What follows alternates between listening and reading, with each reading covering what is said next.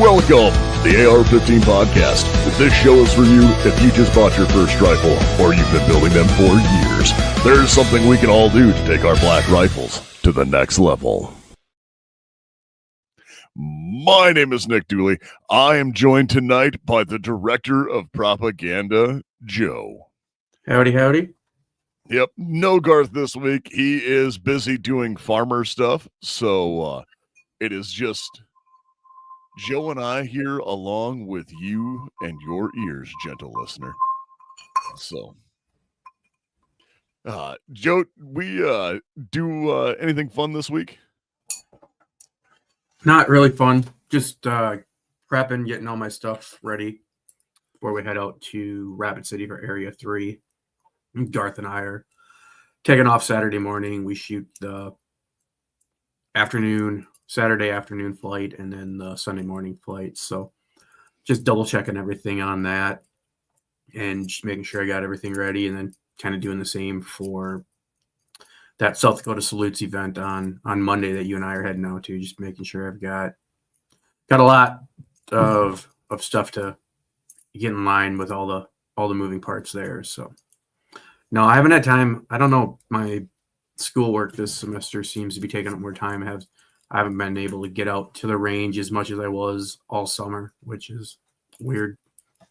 Well, and like, I know it's mildly disappointing to oneself. And you're like, man, I was doing a lot of shooting, and now not. Like I hit the Minnesota sectional, and I was shooting 2 to 3 times a week up to that, and then all of a sudden, like, nothing. I have shot one match, and just that training day with you, we did go out Labor Day weekend, but none of it was, shooting, training, or working on my PCC stuff. So yeah, I had plans on it because I was going to switch to the 22 for training, and it just wasn't there. I don't know what happened. It's not that I don't want to. I'm like, I need to get out there, but I'm like, I'm not sitting at home going, man, I should have gone to the range. I'm not doing anything. Like I'm doing other stuff, but it's got to find a way to try to prioritize a day here or there. But season up here, the competition season's starting to kind of come to an end. Hunting season will start up. Don't get too into that like some people do, but then we've got those classes in October. That'll be probably the last big shooting I do until spring again. But yeah, that'll be the same for me. As after the classes, I taught a class last weekend. Went up to a town about 2 hours away and drove up and had a nice little course up there in Pollock. And I see Dirt Racer says, what's everyone drinking? I have some Trace that showed up. Yeah, he got a bottle of the barrel pick from Capital Wine and Spirits, along with a phallic looking Fat Bottom Betty. So figured we owed him a little bit, considering he sent those 3 bottles up here, and that couldn't have been cheap. So yeah, that was rather awesome of that. We do immensely appreciate that.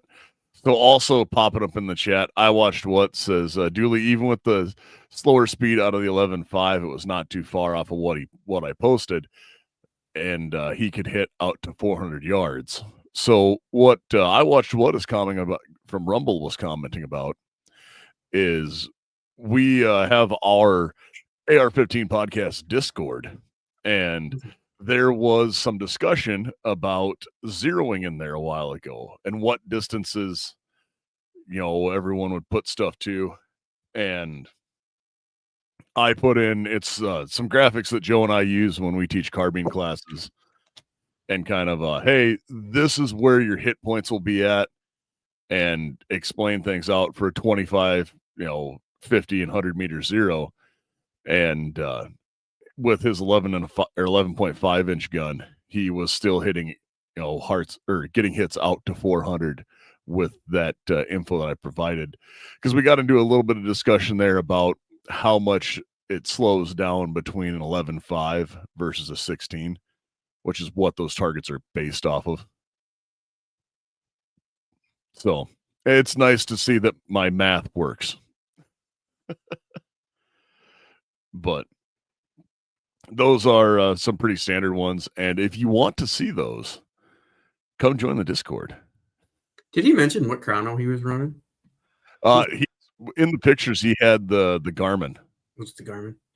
Well, the Garmin or the Athlon. It was one of those two. They look a lot alike. The mini Doppler.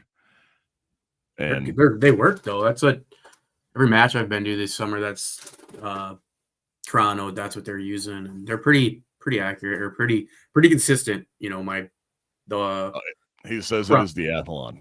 Okay, yeah, Athlon. The chrono I ran in Casper at the Governor's Cup, and the one I ran in Minnesota, they were same. I don't know if it was the same lot number on my rounds, but they were very close in hit factor or power factor and speed coming out of the barrel. So, yep. You know, one of these episodes we're going to do a glossary episode and go over things like SD for sectional density, or which is different than the there's another one, standard deviation, because SD can mean multiple things when you talk about bullets. It's like being in the Army. There's like 13 meanings for every acronym, and it's like, well, who am I talking to? Engineers, infantry, artillery. That's, you got to know who you're talking to know what the hell they're talking about. Yeah. And then you use both in the same sentence, and everyone goes, "What? He's making stuff up now." But no, if you want to check that out, come check out our Discord and look at those things, because we do have those in there. The only other thing I did that was kind of fun, neat, or unique was I went up and I taught my class, and then I know I talked about, and I will post some pictures of later, I got my Flux Raider in. I know I talked about it on the show. Got that put together and was kind of having some fun with it. And I paid my own monies and ordered my own optics and put a Gideon Omega on that, and was putting up some honestly really nice groups for what that is. And I think that is a outstanding little package to have, because it is a very compact package, and it is very good, and very, for like any sort of defensive use, it is just as accurate as any of the other different style, like PDW sized guns that you would have.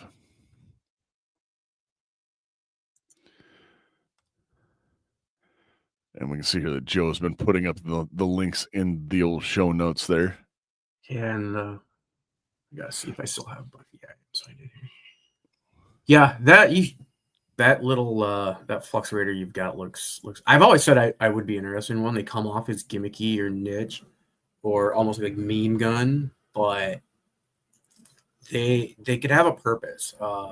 If you want to have more than a pistol, but only have pistol space to carry, they're very, very handy in that realm. Well, I mean, with two fully loaded magazines, you're talking 42 rounds ammunition, that you're carrying on you, which is the equivalent of one rifle mag, but you're also talking about a package that's a quarter the size. It's going to be lighter. It's going to be easier to conceal, easier to store. I'm not saying it should be your go-to, should hit the fan, but like any sidearm, it should get you through the fight to your primary weapon. It should get you to, it should be enough to get you through the fight to a secure location, to, what you need to do to stay alive for the short term. Yeah. And honestly, getting into that, it kind of goes in with our topic tonight. And as you can see by the title, we called it Truck Yeah. But no, actually, I'm going to go back here and comment that I watched what says that he's checked it against a Magneto Speed and a Garmin, and they were all too or close to each other when he did that. So I mean, it's comparable to doing those things. So I would have full faith in it. It's probably slightly more accurate than the old coat hanger ones that I shot through. But no, when we talk about this, it's we decided to talk about truck guns tonight, but not just like truck guns, because that's a term that gets bandied about a lot, and I hear people talk about it's like, oh yeah, this is my truck gun, or this is what I have, and which is solid, like that's great, but I think truck guns mean different things to different people. Yeah, definitely. Depending on what you're doing, where you're at geographically. Anybody living in town with talking about a truck gun versus that rancher that lives an hour from everywhere and has something, what's behind the seat of the old pickup or the old, single cab full seat is a different type and a different purpose than those people driving around, big cities. Metropolitan. I can say it. It just wasn't coming up. Metropolitan. I understand. Sometimes words are hard. I had that problem earlier today. I think my mind couldn't figure out if it was metropolitan or metropolis. What is it? Well, I have one that I just have a hard time saying because it's like administerial task. Is it like acetaminophen? Acetaminophen? Yeah. I was trying to say administerial task, and I was like, I've been and finally my secretary looks up, she goes, the secretary stuff? And I'm like, yeah, that. Yeah. I love it when you're trying to get a word out and you're like, I know the word. I said it. I said it in my mind when I was trying to figure out how to phrase this, and everything sounded great until my tongue got involved. Yeah, my mouth no longer wanted to cooperate with me. But no, like you're saying, truck guns are kind of a wide topic, and they go into a lot of it is contingent upon where you're at. And, like you said, we've got a place that's 50 miles from town. And yeah, most of the tractors and everything has, a rifle or at least a 22 or something in it, in case we see a coyote running across the pasture when we're bailing or something like that. And it's, oh, hey, yep, and pop up and get that coyote. And then, but, whereas a truck gun for somebody else might be something like that Flux Raider that is in their, laptop bag or man purse that they carry with them every day because it's what goes in the vehicle with them. Yeah, something that easily fits, for guys that ride in a saddlebag or in the center console of your pickup. Maybe not even like the old school of under the back seat or behind the seat. It's something nice and slim. You see those, and I always see those Facebook ads where they've got that tactical setup in the back with all the stuff strapped to the back of their truck seat, and I'm like, yeah, that's too easy to draw attention, too easy to see. But, well, and I hope you don't have a passenger that needs legroom. Yeah. And how convenient is it to actually? I mean, and we talked about this, you and I maybe in general, but like, if I'm carrying, and maybe it was in one of the shows, but if I'm carrying a rifle with me, I'm not gonna my on-body carry is gonna be locked and loaded. My rifle under the back seat, or my rifle, or that other gun isn't, because if I've already got to get out of the vehicle or crawl into the back and get it from under the seat or wherever I've got it, I'm not probably in as much urgency. It's more of oh, hey, here, this is going on. I'm setting up, not, oh, I need to draw and shoot, or I need to draw and, make that lethal force decision. So maybe those things aren't as dumb as I always think they are, because they're probably not your emergent. Again, it's use a pistol, your life saver, to get to your life taker. Yep.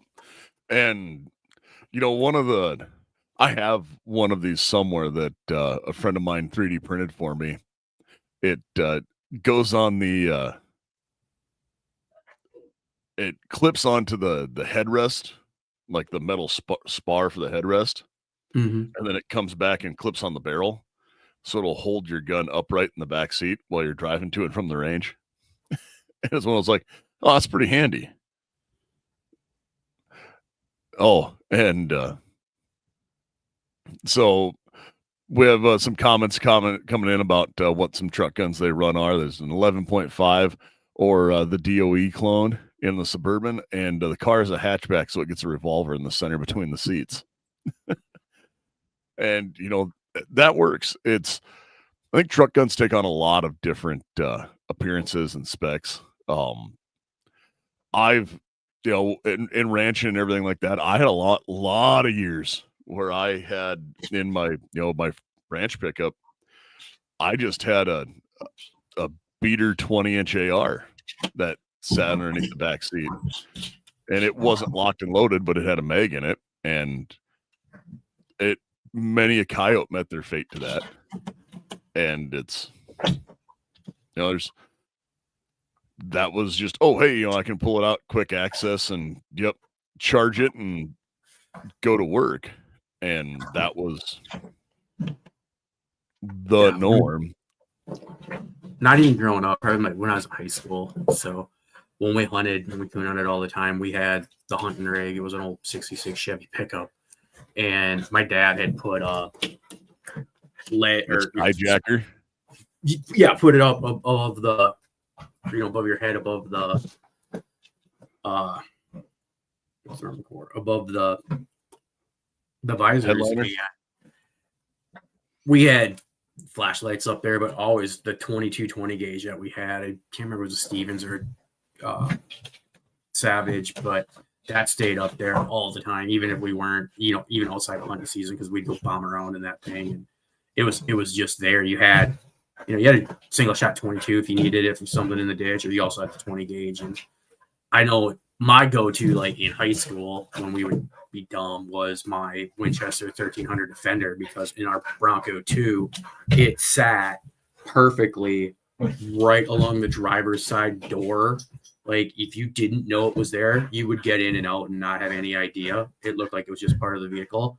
And I had friends that were a little like, is that loaded? I'm like, what do you think? And I'm like, it better be. And then, but even now, I don't have a dedicated truck gun. I'm not one for leaving stuff in vehicles, even if it is in my garage, because I know what it would take to get into my garage, and it's not much more than a strong wind. But and there's times when if I know I'm going on a road trip, I'll take the 365 out of my, the holster out of my appendix, out of my pants, and either set it sometimes in the door, because it fits pretty good in there with the holster, or just in the center, not the center console, but the center cubby hole right in front of it. I mean, it's right there it's going to be just as quick for me to grab it there as it is for grabbing it off my body. I mean, the only time I'm without it then, because my wife rarely gets out of the vehicle when we're traveling, and so it's in there with her. But it's if I run into the gas station or the truck stop to do something, I don't have it. But I know you and I have taken more than one fairly long road trip together, and it's I kind of like the fanny pack for carry on a road trip now. Mm-hmm. Yeah, it's comfortable. The fanny pack, it's comfortable. It's practical. I did see the meme that said, if you see somebody with a fanny pack and you're in a blue state, it's probably because they're LGBT, they're gay. Or if it's a man with a fanny pack in a blue state, he's probably gay. If it's a man with a fanny pack in a red state, it's probably because he's carrying. Well, I think that just makes it safer for gay people in the red states because you have to assume it's a dude carrying. So Exactly. And, going through I've used that and used it to great effect having the fanny pack, and especially on longer drives and stuff like that where we're driving, 11, 12 hours at a crack. And then it's like, oh, hey, yep, here we go. Oh, you also don't have to play that stupid game when you're trying to stand at the urinal with your appendix carry, trying to flop that out with other stuff and buckle back up. And yeah. It can be a little bit aggravating, to get a hold on that. Dirt Racer says, or it's Sean, and he's carrying while gay. That's what I'm saying. You never know. Little column A, little column B. But I know that, personally, I've done that. And then I also am not a huge fan of leaving stuff in vehicles just because I've had too many get broken into over the years. And that said, I've also still carried in a vehicle a lot of times or had a something tucked away in a more secure spot in a vehicle, a lockbox or something like that. Yeah, where somebody's not likely in a hurry looking in and like, oh, hey, door's unlocked. What's in the console? What's in the glove compartment? It's more like stashed. The pickup I have now, I would be a little bit more apt to leave one in overnight because it has locking rear seats. Like you have to pull the key out and unlock them in order to lift the rear seats. Yeah. So like that's a W in my opinion. Cause I'm like, oh, hey, like that actually is locked storage. Well, the other thing is like living up here where we go through such fluctuations in weather from, within a couple months time frame every spring and fall. What are you talking about? A couple weeks, man.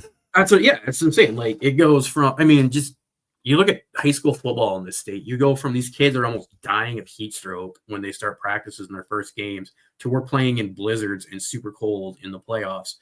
And that's not good for any material that you're going to leave outside, any polymer that's going to have that, that contraction and stuff. So, especially here in the cold, batteries don't last more than, a couple of weeks, maybe a couple months over the winter if you're just going to leave them in a shake wake state where they're still drawing power and it hits 30 below overnight for a week. It'll drain on them, and then you're without it because you're not thinking about it. You're without your dot if you actually need it. No, and I was gonna say, like, you're not wrong there, where that is a very much so a thing. But what are PCC Farmer says it's really about expansion. Yeah, well, he shouldn't shut. He should shut up if he's not gonna be here. I'm too busy, but I can be part of the peanut gallery. Well, he's just happy to use expansion and contraction in a sentence. Yeah. He's like, I know those words. But no, it's like when you get down to it, there are some things that I do always carry about or carry in a vehicle, and that's a no matter what thing. And like I always carry medical. Yep. Yeah, I've got a bag under the back seat. My travel bag has a small little IFAK that's on it. I had one on the motorcycle all the time. Made the joke before I almost died on the motorcycle that, hey, if anything happens, there's a kit, there's an IFAK first aid kit in the right saddlebag. And yeah. It's a good thing to have because even if it's not you still have the ability to stop, help other people. Yeah, like all of my bags have a stop the bleed kit in, And then I have a larger first aid kit that's a little bit more aggressive than just a boo-boo kit. And then I have a full-on trauma kit as well that I carry with me everywhere in the vehicle. Like, that's not on my person. I'm not walking around with all of the gear on me all of the time. Yeah. And Clucker's in the chat talking about he might try the Warrior Poet Society make ankle med kit. And I am going to share screen here and in just a second and talk about another one of those that's a super solid option as well that a friend of the show actually helped design. And I'm a fan of them. They work well, but I don't do the ankle kits mainly because I wear cowboy boots all the time. And I don't want to have to kick my boot off to get to my med kit. Yeah, you want to have it handy. You need to know where it's at. Like, I make sure my wife knows where it's at, because if we're in that situation where I have to tell her, I don't need her digging around while there's precious time slipping away. Yeah. I have one that is it just fits in it fits in a cargo pocket, and that's my jam. That's basically the one that I have on my travel bag, my overnight bag or my weekend bag for drill and stuff like that. It's got the molly on the bag, the 2 molly straps, just threw it on the side, and it's always with me. Yeah, I run I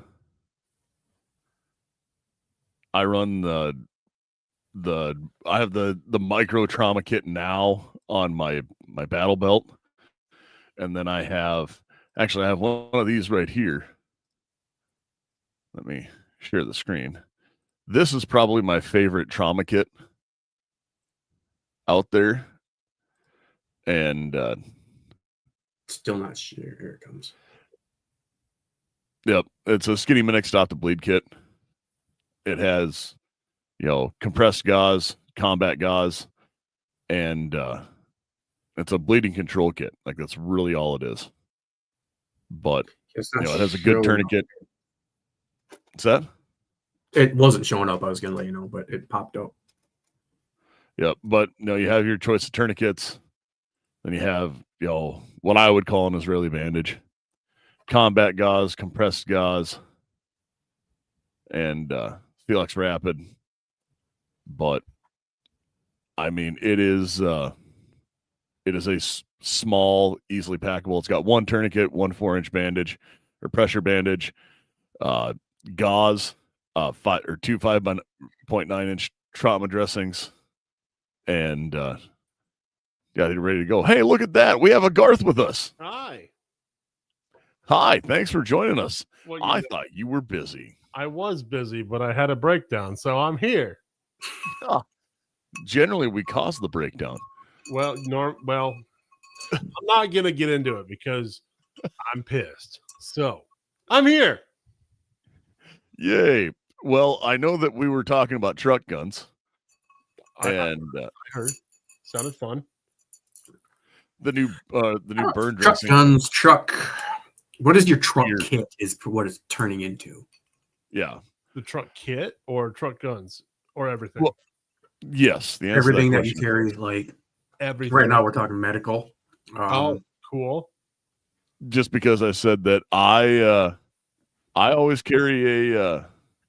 Now, Dusky says, "Have you seen the new burn dressing from?" I'm assuming it means Medical Gear Outfitter. And I see they have a water gel burn dressing listed now. That might be something I have to purchase to throw into my kits. I've seen those on the old Instagrams and stuff. They look interesting. Well, as this loads up, I'm going to go back to talking, but it's for immediate and temporary use on all thermal burn injuries. It's a gel-soaked 4x4 tactical burn dressing for immediate use on burns. A small square shape designed to be used to fit in the palm of the hand and commonly burned area, or the back of the hand near knuckles. And stops the burning, cools the burn, and relieves pain, and helps prevent contamination with a non-adherent dressing. I could see suitable for use on white phosphorus. How about napalm? Well, Willie Pete burns hotter than napalm, so But does it stick to kids? yes. The problem is it doesn't really barbecue ribs because there's nothing left. No. Yeah, Willie Pete will burn underwater, which is why it's scary. Sound good. Yeah. But no, so we were talking about that and we started to get into medical stuff, but like when we go back, we were talking a little bit about like, yep, carrying a gun in your vehicle can make sense, but it also can't. I know that for people who travel a lot, you have to put a lot of thought into if you're going to carry.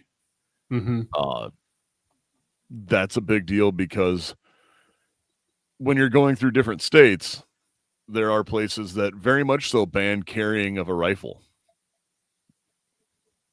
Yeah, I know. Like growing up right next to the border in Minnesota, all long guns had to be cased. I know a guy that got a felony because his bow was not in a case. Which I think is, like, yeah, that's a little ridiculous.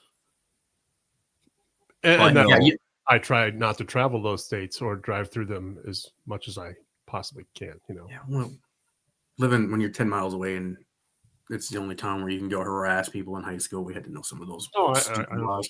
But it comes down to anytime you're traveling, you should know the laws and the rules in states. Like, South Dakota, I don't think we have the left lane law. And, Dooley and I both got warnings for that in Arizona because, you're riding out in the... Dude, it's 2 a.m. There's no one else on this road other than the shit or the deputy. And he's like, you're in the left lane. I'm like... That's a real thing? Yes. In a lot of states, apparently, you cannot drive in the left lane unless you're there to overtake somebody or to make your left-hand turn. Nick and I both got nailed on it. Yeah, that in many states that is in fact the law. I think it may be I'm not sure. Well, there isn't really any national traffic law, but that's super, super common. It's kind of like I forget the full German term for it, but the drive right law. And that's what it's based off of is get out of the get out of the hammer lane and let people pass. Well, that's just it. I mean, when I'm in the hammer lane, I'm hammering down. It's actually fun though to come up across those cars that are driving the speed limit in the fast lane, and then I pass them in the right lane and just stare at them. I really need a sign that says you drive like a moron when I pass them too, because I always wanted to get an LED like advertisement bar. Oh yeah, that I can play with on my phone and I was getting so much trouble. Roll stuff up in the back window while I'm driving down the interstate. Yeah, so much trouble would happen. But, so many terrible things would happen. So many other amazing things would happen. Like throwing the VZ Grips logo up there. Because the unique feature of VZ Grips is they're machined from a solid block of G10. And G10 is great because it's durable and doesn't get slippery when covered with mud, blood, or sweat. The 17-degree grip angle and wide variety of textures from mild to extreme, as well as color options and shorty versions are also available. 1911 grips with extreme customizability, standard swim palm soles, thumb notches, safety kits, bottom profiles, and more. More than 25 textures and 27 colors are available. And there's one coupon code good for 15% off all handgun and rifle grips. And that code is AR-15 podcast. No, I guess. And, go ahead. Dirt Racer says people get quite mad when he cuts them off in his car. And that is because he doesn't have a car. He has a golf cart. I've heard. It's a smart car. Hey, I thought about one once too, because I thought it'd be funny for me to have one. For you to go back and forth to the Goose, or I would drive. They're no different than all the jack wagons driving around in side by sides on the highway. Oh, it's far more practical than that. Oh, it is, Joe. If I had a smart car, we'd be taking it to Rapid this weekend. I'd be fine with that. 100%. But we wouldn't be taking the side by side. No, people. Yeah, I'm not bitter. You're bitter. No, but that's one where we talked a little bit about, again, circling back to medical and things like that. I think medical is important. I know that, like, again, we've mentioned where we live, and it is, we obviously have weather considerations through part of the year that other places do not. So, like, I guess in everything but my pickup now, I have a set of traction boards, and I do have like a winter survival kit in all of them, with the like old school, get a coffee can, a candle, and some kitty litter. Make sure it's in the trunk. The first time I heard about that was, we got a coffee can, a roll of toilet paper, and some kitty litter, and roll of toilet paper is very important. Oh, it is. But when we had this explained, because again, this is 20 years ago or more than, and this is one Frank Haas story, but we were sitting there getting a briefing, and they're talking about what to have in your emergency kit in your car. And the guy says, oh, you need this. And because you take the coffee can and empty it out and fill it with snow, and then you light the toilet paper on fire so that you could boil the water in the coffee can so you'd have something to drink. And then he goes, does anybody know what the kitty litter's for? And Frank looks over and he goes, yeah, you just burn the toilet paper. What else would it be for?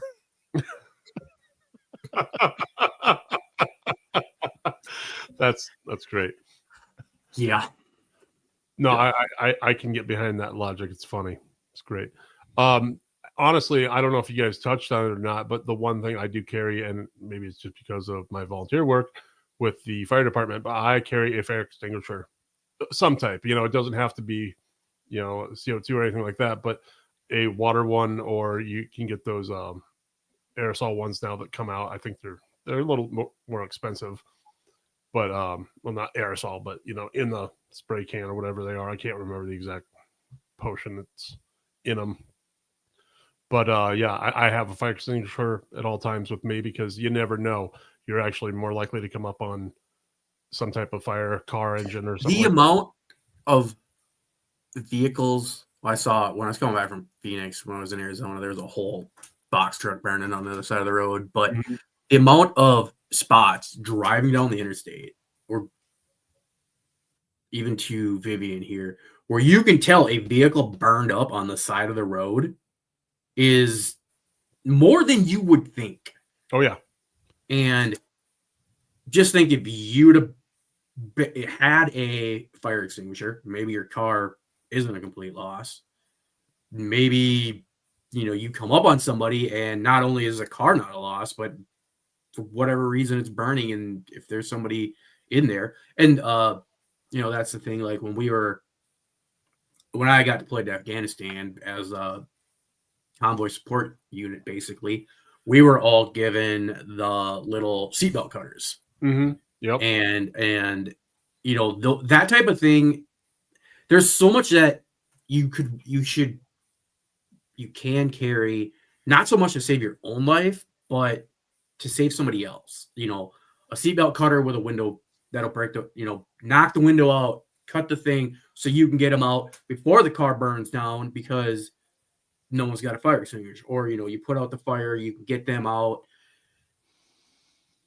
I mean, it happens. There's so much crazy stuff going on out there. And if everybody was prepared just a little bit, how many lives could be saved? Well, it's how many people don't take into account what else they're going to encounter.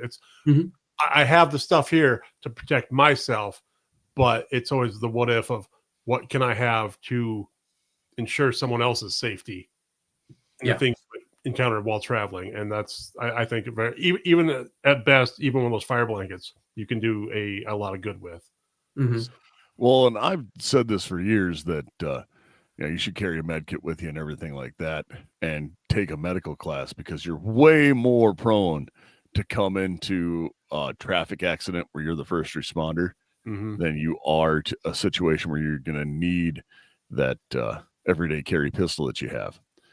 So, having that and having a good holster for your everyday pistol, that's equally as important as the pistol itself. You know where you go to get that, Garth? You go to Clucker Tactical. If you're in need of a reliable custom Kydex holster, Clucker Tactical is your one-stop shop using premium USA sourced material. Clucker Tactical will provide you a holster with varying styles and colors along with light and laser options. Whether you're in law enforcement, a competitive shooter, or an everyday gun enthusiast, trust that Clucker Tactical will provide every firearm owner has access to top-tier and personalized holsters, as well as quality and custom products you won't find anywhere else. Use code AR-15 podcast for 10% off at cluckertactical.com. I haven't been to his website lately, so I don't know if they're even there, but I bet you he can make tourniquet holsters. Clagger, can you make tourniquet holsters? He was there earlier. See if he's back, or if he's paying attention. See if he's paying attention. But yeah, I mean, there's so many things that you can just have in a little case in your glove box, in your center They are console. under medical, he says. He does have them. Okay, I figured he did, but yep. Vulcan Rebel says, where can I find a small pocket-sized fire extinguisher for working anti-terror?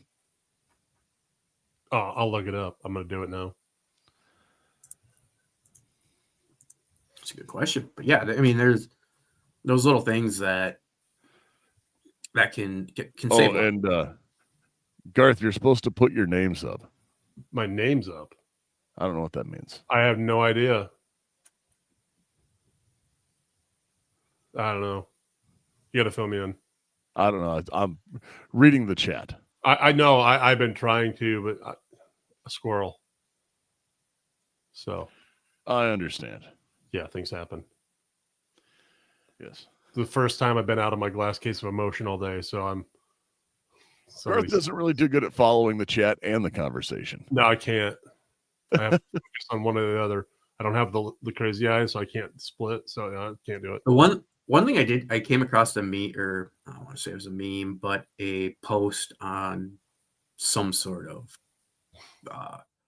social media. They're talking about, because everybody makes a big fuss about Narcan being free and insulin not being free, and about why are we trying to save the junkies? And they made a good point where having Narcan, even if you're not a user, if you're not around users, but having it, because what if grandma forgets if she took how many pills she's taken today, or you come across it walking down the street, up in the Gettysburg High School, right outside Gettysburg High School here a couple weeks ago, they found a bag of, I believe it was fentanyl. Don't quote me on that. They found a bag of some sort of illicit drug. But, what if your toddler finds that in the park and all of a sudden they're overdosing? Like, that's another thing to look at. We're talking about things that can save lives in the medical field, but there's so many reasons to possibly carry something like that as well. Because I know it's stupid, but when I went back to school the first time, between starting college and getting out basic training, AIT, I worked as a bus driver. I drove a short bus for a you did. For the daycare. My girlfriend at the time was working at a daycare, so they're like, hey, we need somebody to join the older group. And as a guy with a bunch of 5th, 6th grade type age kids, was able to play sports, but I was also the bus driver for all the classes. And we went to the park, and the kids come walking up to me and they're like, look at what we found over by that bench. And it was a crack pipe in a little sleeve. And I'm like, yeah, just, can I have that, please? Went and walked in and threw it in the river. But that kind of stuff, what if that would have been a bag of fentanyl? And then all of a sudden I've got 6 kids that are ODing. You know, that's another thing. If you're out and about, I'm not saying everybody needs to carry it. I saw that post and I found it very interesting because it was a different perspective on what to have on you and reasons to have it. Like Darth, you know, if you come up on take that rollover the other night that you said you went to, what if, you know, that data had that and it'd have been all over the car? You guys don't know that when you're walking up to it and all of a sudden you're all exposed. Exactly. And I've been actually looking for programs in the state of South Dakota to get Narcan. I know I can go buy it at Walmart for, you know, whatever. There's free places. No, I know there's 3 places in town you can get it. It's 2 doses per person. Yeah. And they're free to take in town. You can just take them. Yeah, that's what I was actually. So I did find that fire extinguisher I was talking about, the pocket size one. It's called the Element E50 fire extinguisher. It puts out Can you share your screen? Maybe. No, I don't know. Dude, don't ask me to do things. Or you could drop the link in our chat. One of us could. I'll do that. How about that? I will drop the link. But it puts out A, B, and C and K fires. Quite expensive. $90 for a one-time use extinguisher. Is that overkill? 100%. But if your car is no longer junk or If it's your pocket house isn't sized. burning, Well, here, I'll share the link with you guys in our chat, and you can post it out. you can do it, Nick, or you want me to? Yeah, I got it. So this is essentially a road flare, Essentially, yes, that's what it looks like.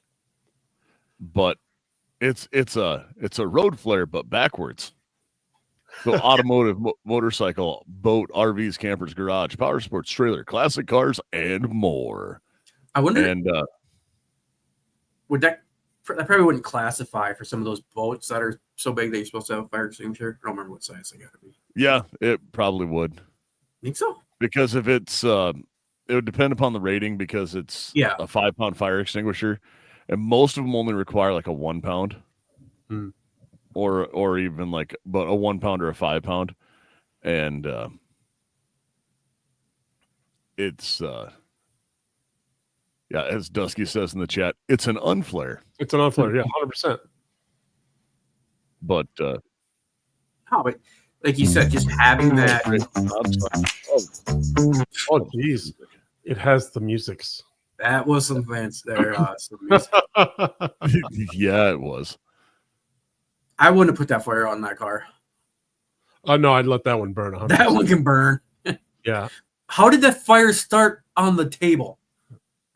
Now you just wrecked all your meat on the grill, dude. Yep. Yeah. No, it's got a pretty powerful, Yeah.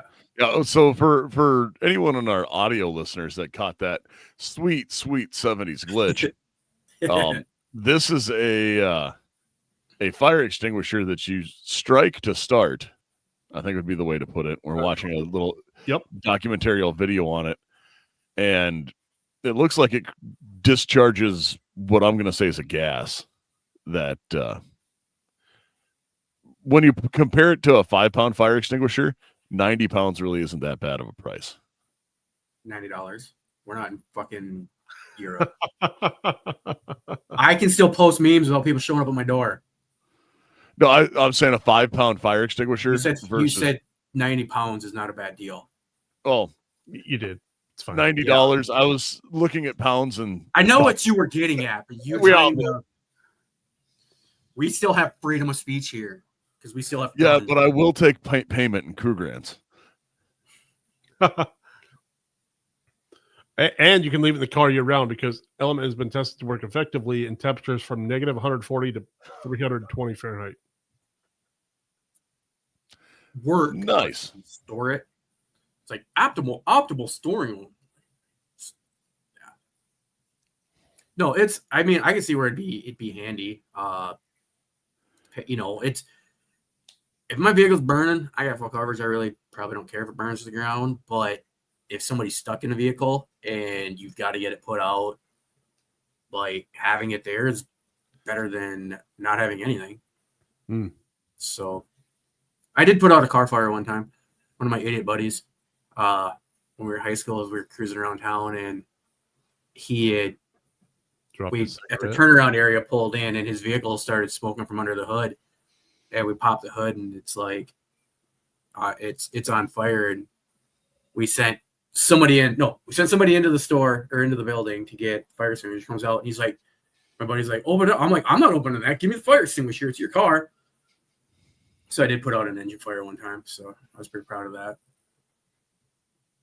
I've put out a couple of vehicles on fire. And at least one motorcycle that was on fire. Well, did you start that vehicle or the motorcycle on fire? That is not important. Was it a Triumph? That is not important. Sounds like yes. That's what I thought. You know exactly what I'm talking about. I know exactly what motorcycle you're talking about. But yeah, I mean, there's even just having one of them in your shop, like, because they're hand anything that can be a lifesaver is not a bad thing to have around. And honestly, the time you have to use it, you don't care how much you paid for it. No. And it's, kind of like keeping a fire extinguisher in the kitchen. I know that, we have one in our kitchen. I have one on every floor of my house and next to every smoke detector I have. We do not have fire extinguisher. We have a fire blanket, but we also do not have gas stove. Mm-hmm. So we don't have a gas stove either. I have a gas furnace, and but on each floor of the house, I have which is two, a main floor and a basement, and then by each fire extinguisher or by each smoke detector, I have a fire extinguisher, just a home one, and that was because it was cheap, and I was like, you know what, I'm gonna get these, and thankfully, I've never had to use one yet. That's fair. I haven't either, thankfully. So, all of the fires that we have started in my house, we've been able to put out with a lid. That's okay. That's fair. Well, that's out now. We're not going to talk about that. Who wants pizza? So we're going out deep tonight. Yep. Dusky Econ says, tip guys, get some fire blankets, stage them strategically. There are different sizes that can be used and reused and more, but they're especially good for personal use. And yeah, they are. Fire blankets are awesome. Like, that is a good item to have in a vehicle. They are. Do they double as face blankets if you're stuck? I mean, it's suppose they would, but you can get those tinfoil blankets from Walmart for like $2. Yeah. And I do. You can kill two birds with one stone on that. It's like, hey, it's reusable if you're using, Mm-hmm. Especially up here if you're in the ditch and no one's coming to get you for a week. And that has happened out here before, so.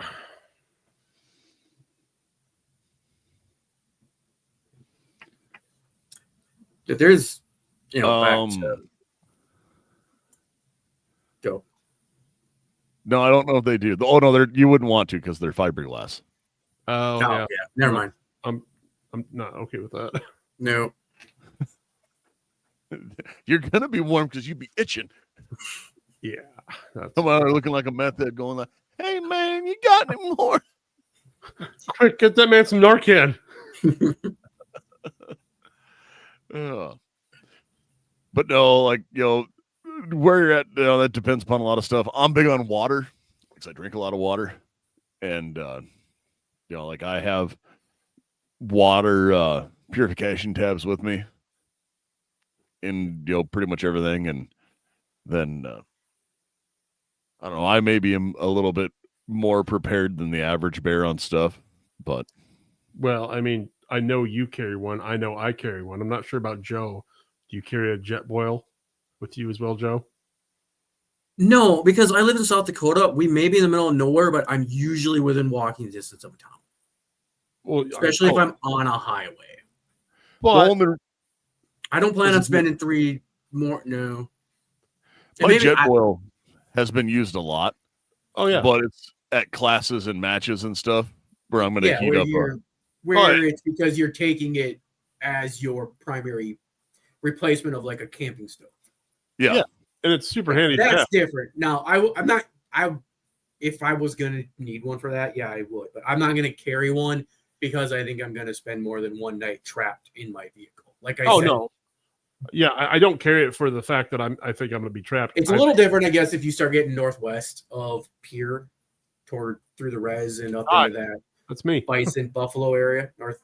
Dude, no, because there's like 4 towns within 15 miles of Oneida. Yeah, I know. I live in my hometown. I have no restaurant. Okay, sometimes a man's got to eat. But I'm saying, like, if you go, like, I can't even say this without it probably sounding stupid. You should always stay with your vehicle. I feel those of us that are, in this chat, in this talk, we know that when the sun comes up, we know how to follow the road to the nearest town without freezing to death. Mm-hmm. And that's what I'm saying. Like, I know that there is, take the summer. There's no way that I need Nick with water purification tabs because I know I can walk to the nearest town. Yeah. I know where I'm at. Now, if I'm traveling like through the Bonneville Salt Flats, because I've been out there before and that place is desolate, I can see why, if you're somewhere where you don't know, but I can, anywhere, pretty much anywhere in eastern South Dakota, I feel like once I figured out which way was north, I could figure out where the closest town was. Oh yeah, in eastern South Dakota, you've got a town like literally every 20 miles. Yeah. You get west of the river, and then all of a sudden you're in a snowstorm, and you get straight in the ditch. Well, you know what? Now I've got a jet boil with a hot meal. I've got my tinfoil blanket, and I've got 30% battery life on my phone. So I guess I'm going to watch Netflix for a little bit, So Vulcan Rumble asked, fire blankets, where do you find them? Amazon.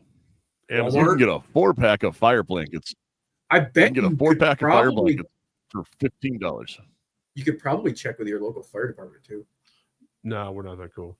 Well, maybe not little podunk ones, but well, no. Yes, you can also check with your local fire department to get a smoke alarm on there so that the ceiling bird doesn't sing to you. Yeah. True. Oh. No, guys, are we starting to miss anything else out here? Because, like, we're talking about on vehicles, because I know we talk about things that we carry, and like we could get into the long list of things that I carry in my vehicles, because I am not the average bear on what I carry. I carry some weird stuff. But, you for a while there was that thing. It was a social media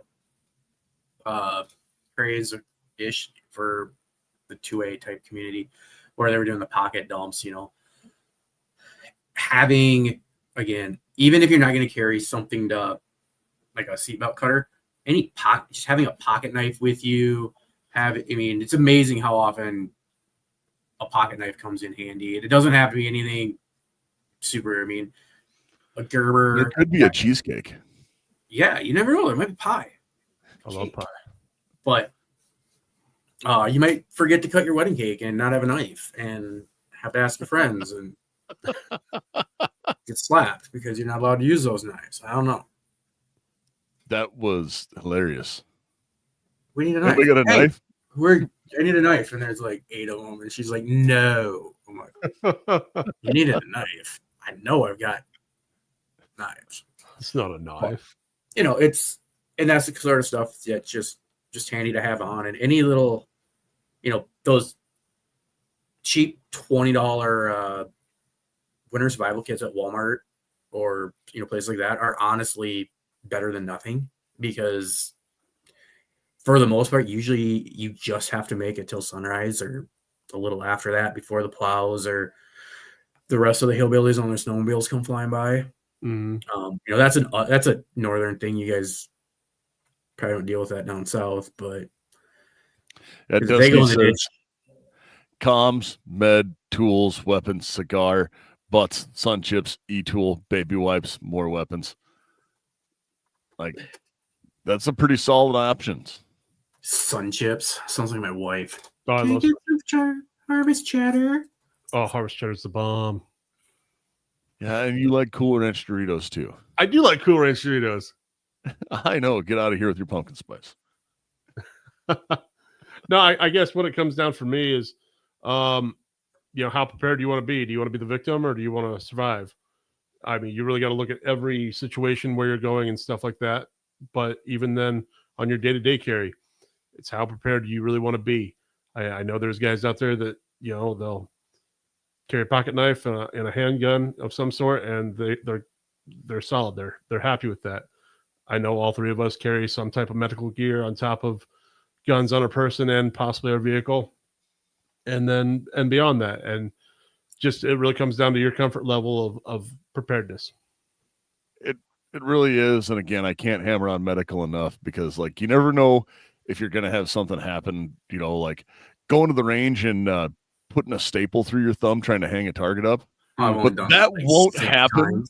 I've only done that won't happen with TCRT targets. Tired of replacing worn out targets every session? Buy TCRT targets, the self-healing, long-lasting solution built for real shooters like you. TCRT targets are self-healing, modular, and tough, built to take 400 plus rounds of 5.56 per square inch. They cut ricochets, set up fast, and last far longer than throwaway targets. Upgrade to TCRT targets today, the target that lets you train safer, longer, and more effective. An ad so new, Joe didn't see it coming. Yeah, I forgot about that one. I didn't know if you did it or not, so I was just like, I'm just gonna not. But I have stapled my hand like 3 times last year. You and I both did it at when I did it in Georgia, like it was, I showed them, I'm like, hey, do you guys got bangers? And they're like, what the fuck did you do? I'm like, it's not that bad. It's just a puncture wound. I just got to stop the bleeding quick. It's merely a flesh wound. Walking around and it's just like dripping. It's like when you go to the hospital and they got to take that little blood sample. And that would fucking stung. I'm pretty sure one of them got the bone. And that's a good point. Like just having some sort of little antiseptic to stave off infection because that'll kill you faster than you know. Yeah. Dusky Econ says it's got what plants crave. That's electrolytes. One thing that we didn't touch on tonight that is probably something else that we carry, that I know I carry in my vehicles. I know Garth does. Joe does it sometimes because we kind of been getting into mesh, and that's comms. An additional some sort of backup comms, because how often, apparently cell phones went down. Verizon went down when you and I run away to Georgia and we didn't even know it. But yeah, it happens. Yeah, we've both got, I honestly don't know where my Echo went right now, but I usually carry that with me, especially when I'm traveling out of state or out of the area. I know that we both have our boof wangs, and I don't usually travel that one though. Oh, I've generally got one in the hoopty somewhere. Yeah, it's usually because you're driving a vehicle because you've got all your work stuff too. Yeah. Trying to practice my smoke signals because I can always have that with me. Yeah, I have an interesting career path that I have followed. What's he using for communication? I don't know. He keeps flashing his light on and off. I think that might be Morse code. But yeah, my career path is like Garth's inner thoughts. Oh yeah, it's scary. Here, there, everywhere. But somehow all at the same place. Much like my head. Exactly. See what I did there? Full circle. But anything else you guys want to add tonight before we finish up? Comms are a solid one. We should actually do another show on comms sometime soon. We should. That'd be awesome. But I'll put that on the docket. Joe, you got anything to add? No, check us out on Facebook. Check us out on Instagram, Rumble, YouTube. Check out other guys, other people out there. Check out the website. You can check out the advertisers and other people that support us, other people that we are friends with.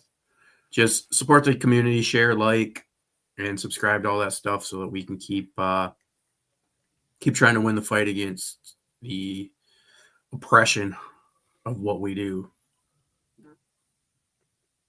I couldn't have said it better myself, Joe, because the First Amendment is one of the best amendments out there.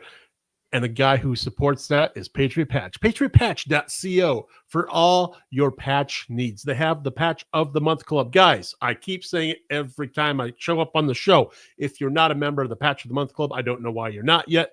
They make awesome PVC patches. You get a patch every month from the Patch of the Month Club. Nick is showing one on screen right now. They're fantastic. They have stickers, they have metal signs, they have tin signs. I have the one right here. This is I'm your Huckleberry. I absolutely love it. It's fantastic. Here, I'll even show it on the camera. Love it. Such a good sign. They have amazing stuff. Oh, yeah. They also have cleaning mats, which I use for mouse pad. And I keep it clean because they're awesome mouse pads, but this one also has the complete dissection of the AR. And sometimes the internet doesn't work, as we just discussed. And so this mat is a great reference tool. Yeah. I'm sorry, I didn't freeze. I was just it. So once or twice a quarter? Yeah, I was here last week, wasn't I? Never mind. Yeah. Yeah, you were. Pretty sure you were. No, he was talking about Patriot Patch of the Month Club. So it comes once or twice a quarter? Oh, I don't know. Okay. Comes every month. Monthly. Yeah. Monthly. 3 times. Because it's called the Patch of the Month. Ha ha. Okay. Anything else there, Prairie Revival? No, man. Beyond that, I'm super stoked I made the show on a breakdown. He's super stoked he broke down. Better late than never. All right. Anything else, Joe? Good. No, Garth showing up. No, guys, everyone here knows what I'm about to say because I'm going to come out and I'm going to tell you to go get training. Go get medical training. If you don't know how to change the tire on your car, send me your man card. If you something like that where you have a car that you can't change a tire in, maybe look at getting a different car. But no, go get training. Get medical training. Learn how to do some of this for yourself. Learn to become self-sufficient. Because you will be your own first responder. No one is coming to save you. Expect to self-rescue. You folks out there, go get training, stay armed, and stay safe.